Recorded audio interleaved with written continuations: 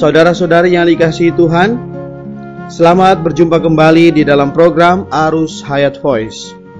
Pada kesempatan kali ini, saya akan membahas judul Hari Raya Roti Tidak Beragi.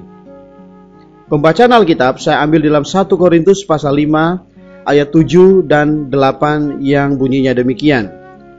Buanglah ragi yang lama itu, supaya kamu menjadi adonan yang baru. Sebab kamu memang tidak beragi. Sebab anak domba Paskah kita juga telah disembelih, yaitu Kristus. Karena itu, marilah kita berpesta bukan dengan ragi yang lama, bukan pula dengan ragi keburukan dan kejahatan, tetapi dengan roti yang tidak beragi, yaitu kemurnian dan kebenaran. Saudara-saudari, kekasih-kekasih di dalam Tuhan Yesus Kristus, di dalam surat 1 Korintus pasal 10, Paulus membandingkan kaum beriman dengan Bani Israel. Sejarah Bani Israel merupakan suatu lambang yang lengkap dari hidup Kristiani kita di dalam gereja hari ini. Ketika membaca sejarah Bani Israel, kita harus menyadari bahwa kita sedang membaca sejarah kita sendiri. Mereka mengalami Paskah. Kita juga mempunyai Paskah. Paskah yang adalah Kristus itu sendiri. Selain itu, setelah Paskah, mereka mengadakan hari raya roti yang tidak beragi. Ini menunjukkan bahwa kita juga harus merayakan hari raya ini. Kehidupan gereja adalah hari raya roti yang tidak beragi. Hari raya Paskah terjadi pada hari pertama pesta perayaan roti tak beragi, yang seluruhnya berlangsung selama 7 hari.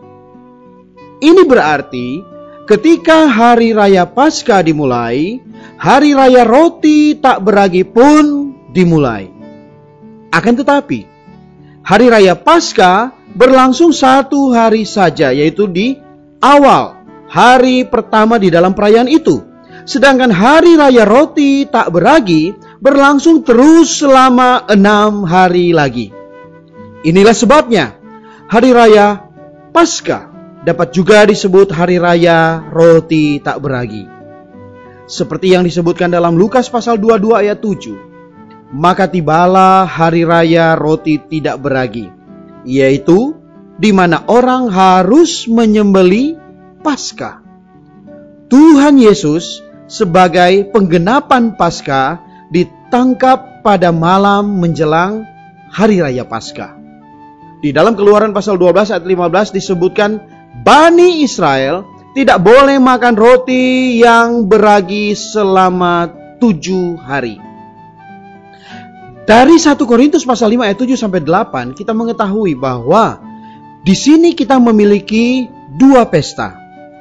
Ketika beroleh selamat kita menikmati hari raya Paskah, tetapi kini sepanjang hidup kekristenan kita harus menikmati hari raya roti tidak beragi. Hari raya roti tidak beragi merupakan kelanjutan dari Paskah. Di dalam perlambangan, 7 hari dari hari raya roti tidak beragi menandakan seluruh hidup Kristiani kita. Hari raya ini berlangsung selama 7 hari. Jangka waktu yang lengkap. Ini menandakan seluruh waktu hidup Kristiani kita. Dari hari pertobatan kita sampai pada hari keterangkatan kita nanti. Ini adalah masa perayaan yang panjang. Kita tidak boleh merayakannya dengan ragi yang lama, yaitu dosa dari sifat kita yang lama dan yang usang. Tetapi dengan roti tidak beragi, yaitu Kristus. Haleluya. Hanya Kristuslah suplai hayat yang sejati dan real, yang murni, yang tanpa campuran, bahkan penuh dengan realitas. Makan roti tidak beragi menunjukkan bahwa umat Allah tidak seharusnya hidup di dalam dosa, yakni tidak seharusnya memperhidupkan penghidupan kedosaan. Di dalam Alkitab, ragi melambangkan kedosaan, kejahatan yang bobrok dan najis dalam pandangan Allah. Dalam 1 Korintus 5 ayat 8, Paulus berkata, ragi keburukan dan kejahatan. Di dalam diri sendiri, kita tidak dapat memiliki kehidupan semacam ini. Akan tetapi, di dalam Kristus, kita dapat menempuh satu kehidupan yang tanpa dosa. Kita telah diletakkan di dalam Kristus, dan kini kita harus belajar hidup di dalam Kristus dan oleh Kristus. Seperti yang dikatakan di dalam Kolose pasal 2 ayat 6, karena itu hendaklah hidupmu tetap di dalam Dia.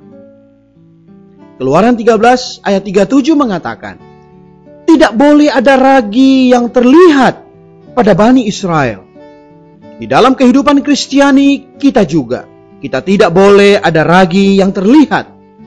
Walaupun tidak mungkin kita tidak berdosa, kita harus menanggulangi setiap dosa yang terungkap dan yang terlihat. Artinya, kita berkewajiban menanggulangi dosa yang kita sadari. Tiap kali kita menemukan suatu dosa dalam kehidupan kita, kita harus menanggulanginya. Namun demikian, tidaklah berarti kita tidak akan berdosa lagi. Mungkin banyak sekali dosa di dalam kehidupan dan lingkungan kita di luar kesadaran kita. Namun begitu, kita menyadarinya, kita harus menanggulanginya. Kita harus menanggulangi dosa yang kita sadari. Kita tidak seharusnya membiarkan dosa apapun. Selaku orang-orang Kristen, kita seharusnya menempuh kehidupan tanpa dosa.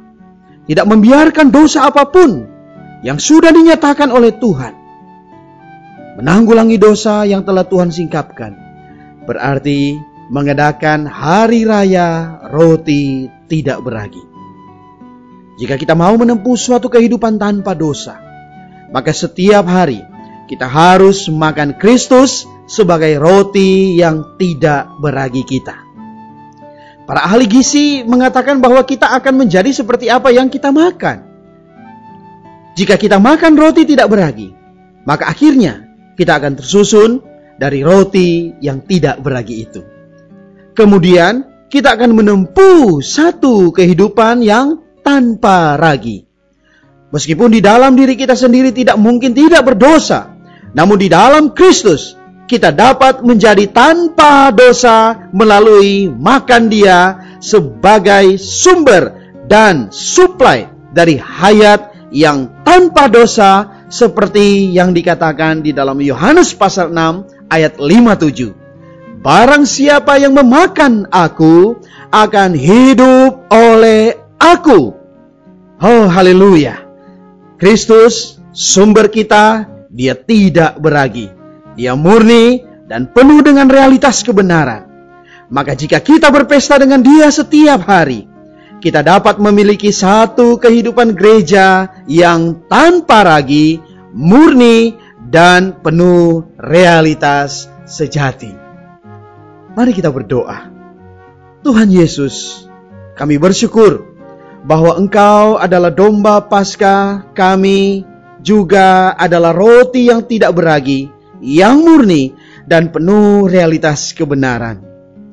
Tuhan Yesus, ajarlah kami di dalam kehidupan kami untuk terus-menerus menyingkirkan semua ragi dosa, semua ragi kejahatan dan keburukan daripada sifat-sifat manusia lama kami yang usang.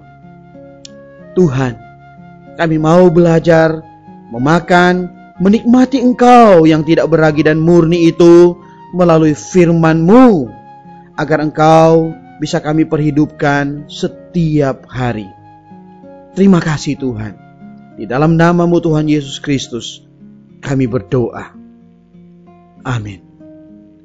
Demikianlah firman Tuhan. Sampai bertemu kembali. Tuhan Yesus memberkati, kasih karunia-Nya memberkati kita semua. Demikianlah program Renungan Arus Hayat Voice Note pada hari ini. Dan Jika Anda tertarik untuk memiliki renungan firman seri-seri sebelumnya, serta mendapatkan info mengenai sosial media lainnya di area Anda dapat menghubungi kami via SMS di nomor 0877 77 11 4777 atau mendownload di website kami di www.pemulihan.or.id. Tuhan Yesus memberkati kita semua.